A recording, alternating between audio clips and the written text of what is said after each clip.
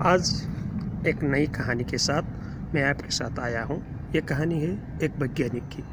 एक वैज्ञानिक था, उसने इतनी बड़ी अच्छे आविष्कार किया और बाद में उसने उस आविष्कार को प्रविधि बना के बेचता था और कमाता था, अच्छी खासी रकम कमाता था। उसने शादी की। शादी करने के बाद उसने जितनी भी अपनी संपत्ति थी वो श्रीमती का नाम दिया। श्रीमती बहुत अच्छी थी, गुणवती थी। लंबी समय तक उसने काम किया, नया आविष्कार किया। वो आविष्कार सब बेचता था और जितने भी पैसे आते थे उससे नया चीज़, गाड़ी, घर खरीदता था और वो सब चीज़ उसने श्रीमती के नाम में कर देता था ताकि वो खुश रहे, अपना भी टेंशन न रहे, इसलिए करता था। लेकिन वैज्ञानिक होने के नाते उसने अपनी श्रीमती को उतनी टाइम दे ना पाता था और वो संतुष्टि शायद श्रीमती को नहीं थी। इसलिए संपत्ति होने के बाद भी वो श्रीमती दूसरों के साथ लगने लगी, दूसरे व्यक्ति के साथ लगने लगी और एक दिन सारी संपत्ति और सारी जायदाद लेके वहाँ से भाग गई और दूसरे के साथ गई। इतना तक हुआ कि अब सब कुछ भी नहीं था उसके वैज्ञानिक के साथ, उसकी एक शरीर की सिवा उसकी कुछ भी नहीं थी। अब कानूनी आधार भी कुछ नहीं था। वो गया, अदालत भी गया, पर अदालत ने भी क्या कहा कि जब जिसके नाम में है उसकी होती है, ये और बात नहीं होती है, ऐसा कहा के उसको वापस भेज दिया। इसके बाद वो ऐसे पागल की तरह सड़क में घूम रहा था तो एक दिन उसने देखा उसी ने खरीदी हुई एक महंगी गाड़ी में उसकी श्रीमती किसी और के साथ बड़े मज़े के साथ घूम रही थी।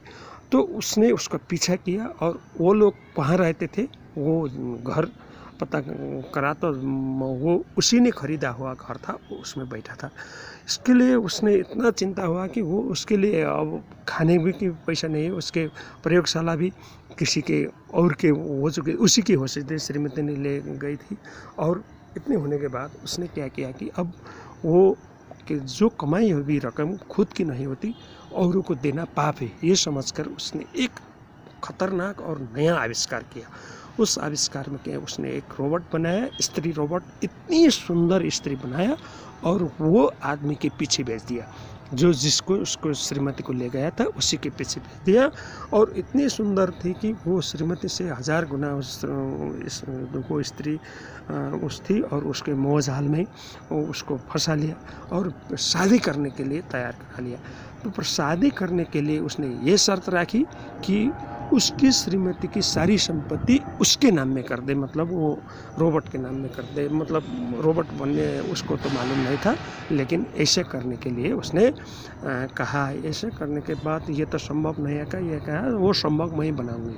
मैंने रोबोट चाहिए उसके साथ उसी के घर में जाके बैठी और इतना हुआ कि उसने अब रोबोट इतनी सुंदर थी कि वो पत्नी के साथ, जो रियल संपत्ति वाली पत्नी के साथ तो वो बैठता भी नहीं था और उसको भी अब अफसोस होने लगा, क्या हो गया, ये क्या हो गया। पर रोबोट वाला स्त्री ने जब रात में जाके वो जो ओरिजिनल स्त्री थी, उसकी पत्नी थी, उसको इतना तंग करती, इतना पीटती, इतना डांटती कि उसको बड़ा थकाने लगी और वो उठ के श्रीमान को कहती, पर श्रीमान कुछ नहीं बोलता था। उसको मालूम था इससे ऐसा हुआ है। उसको होने के बाद अब मैं कानूनी कार्रवाई करूँगी, ये करूँगी, वो करूँगी कहने लगी। यथा होता इधर उधर बड़ी बात हुई, लेकिन वो श्रीमती ने कहा कि कह रहे रोबोट ने कहा जो करोगी करो, पर मैं नहीं छोड़ूंगी। उसने उसको इतना पीड़ा देती थी, इतना पीड़ा देती थी कि अदालत में जाके बताने के लायक कि नहीं कि ऐसे बड़ा खतरनाक उसको दिया। और उसने लास्ट में, बहन तुम मुझसे क्या चाहती हो, उसने कहा, तंग आकर उसने कहा, तुम मुझसे क्या चाहती हो? मैं कुछ नहीं चाहती, तुम्हारी सारी संपत्ति मेरे नाम कर दो, बस। उसने ये कहा और इतनी पीड़ा हो गई कि रोबोट वाली ने इतनी उसको पीड़ा दी कि उसके देने के बाद, रिमोट तो वैज्ञानिक के हाथ में था, उसके देने के बाद वो श्रीमती सारी संपत्ति वो रोबोट को देने के लिए राजी हो गई। और दूसरे दिन अदालत में, मालपोत में जहाँ जाना था, जाके उसने वो संपत्ति दी।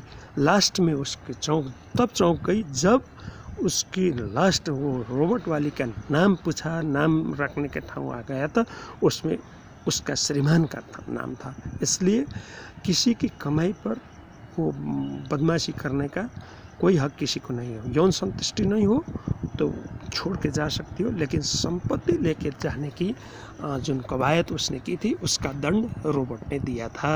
बस कहानी इतनी सी।